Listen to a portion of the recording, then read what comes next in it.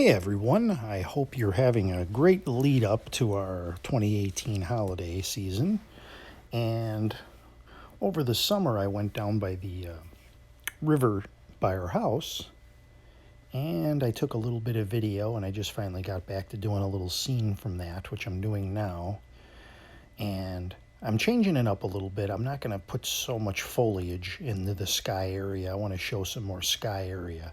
So I'm doing that now with a little ultramarine blue and a little bit of Payne's gray. Of course, I wet the paper down, usual 2 to 3 times. I'm leaving some dry patches on the paper just to create a little bit of white areas as I quickly run the brush over the paper. So on the bottom, we're going to have some water. So I'm also adding the sky colors to the bottom.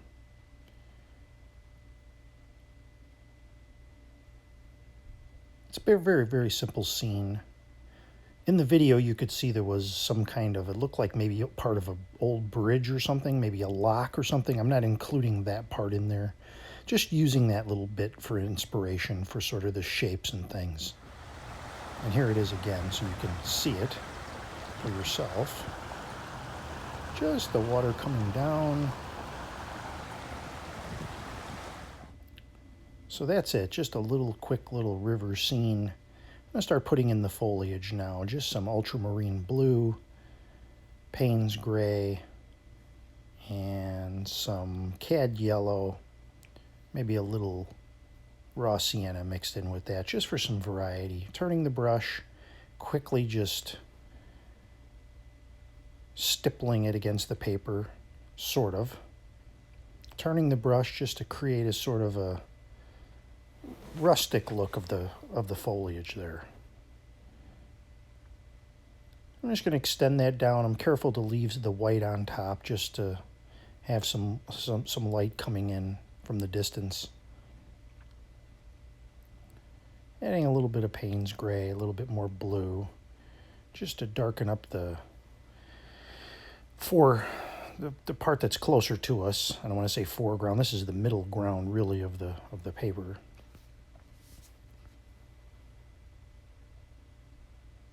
Sort of a stippling effect of just pressing the brush quickly against the paper. Really letting the Hake do most of the work. Which is the great thing about the Hake brush, is that it's just so versatile. You can use the corner, you can fluff it up and use just the tips. You can use the straight edge.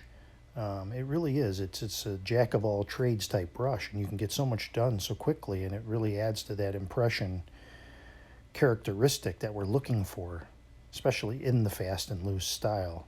I'm doing a little bit darker here for a little bit more foliage that's closer to us.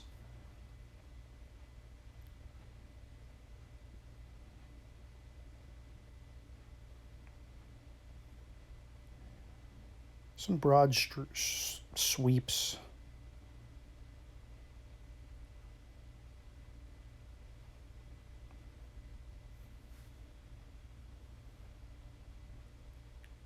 And again, just some darkened areas. Creates almost like a two-tone. I mean, if you're looking at like Wesson, things were more one-toned. If you're painting in that style, and in this style here, if you're using the Ron Ranson sort of approach, you're doing almost a two-tone. You've got your tones in the back, and then you're bringing a darker color forward. I believe he said in one of his videos he always kind of uses two tones. And it does work. It creates some variety. Now we're adding to the water here just some quick strokes. A little darker over by where the darker foliage is. Almost like a shadow, or maybe if you look in that back in that picture, you go back, you can see it was a little darker in that area, whether it be the shadow or just the way the water was flowing toward that area. It was a little darker. Again, same colors we've been using. It's not a very complex palette. Ultramarine blue, some cad yellow, Payne's gray, and raw sienna. I don't think I deviated much off the palette on this one. Ron Ranson mostly seemed to use in his teaching videos lemon yellow.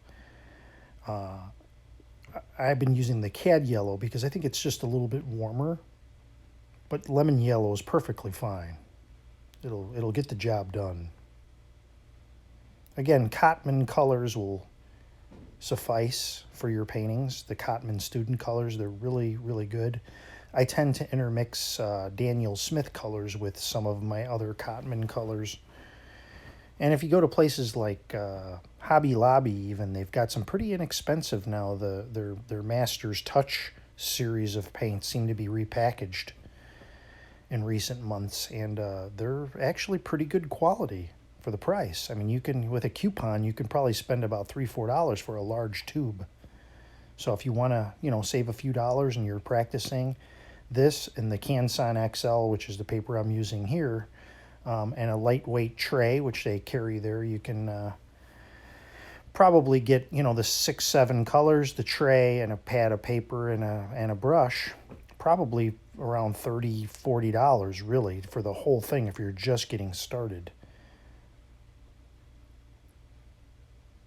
That's really all you need. Maybe a rigger brush, number 3, I would recommend. So what I've done here is I've done some rocks, I've done some darker areas, and I scraped in the rocks.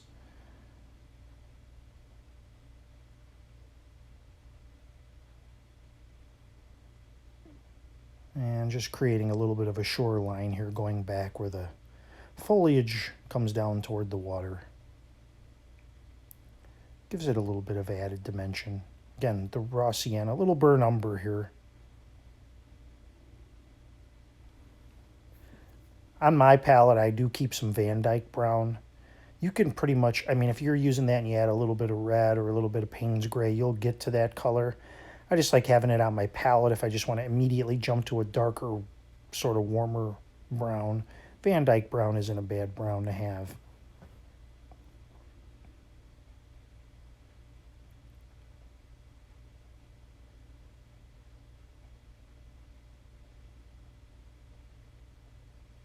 Using the smaller Hake here, just to make it easy to grab a clean brush.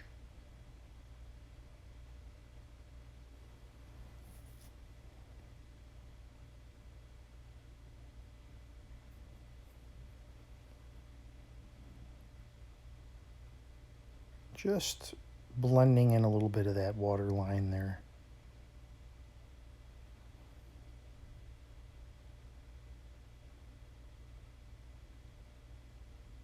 Just a quick wipe with the paper towel, and it just kind of creates a faded, blended area.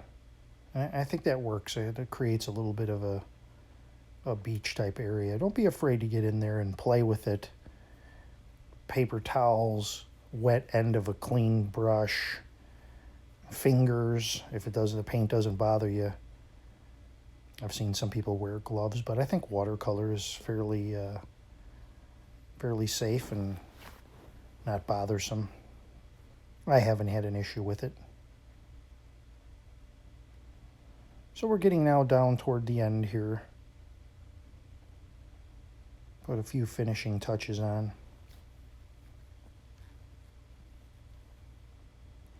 A little bit of dark in here, almost shadowy toward the foreground.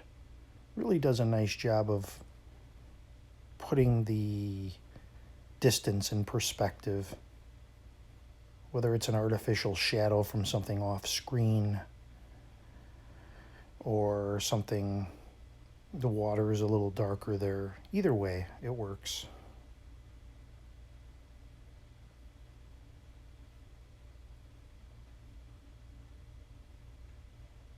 A couple little additional rocks here, like we saw in the photo that I was using, or the video that I was using for inspiration. Darker as we get down toward the bottom of the water, and quick scrape with the card across the top gives us a little bit of a rock sticking out of the water.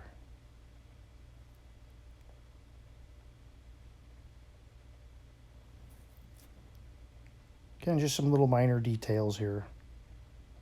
Not fussing, just seeing little things can bring out the convincing part of the painting, at least in my mind.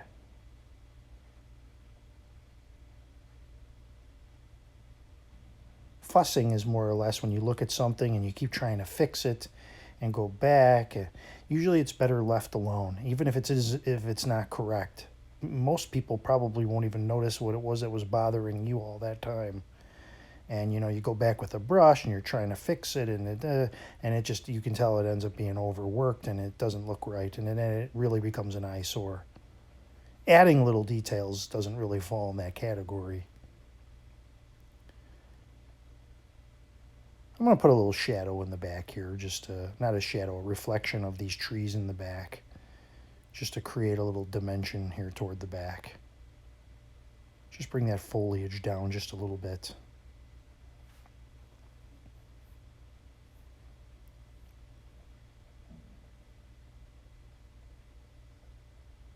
If ever you want to go back and do that, you can take a little spray brush and you can, or spray bottle, or you can take a wet clean brush and just add a little moisture and then add the reflection in there just so the paint kind of melts in.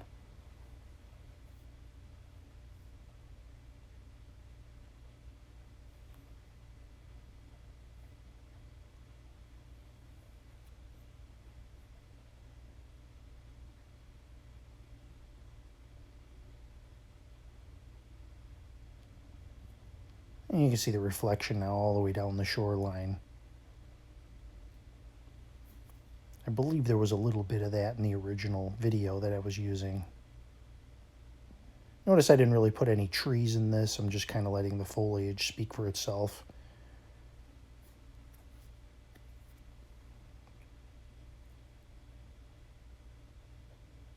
Little sweep across just to create a ripple in the water. Take the paper towel and just run that through where I did the reflection. Makes the reflection a little more convincing. You know, you're not looking at trees or foliage directly by having that ripple in there and breaking it apart.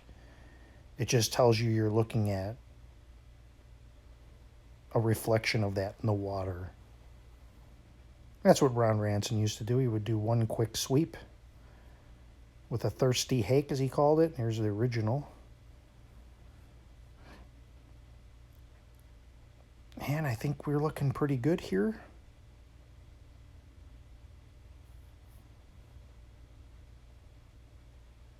Maybe put a couple of birds up in the sky. Take the old Micron pen. You can use a brush for this.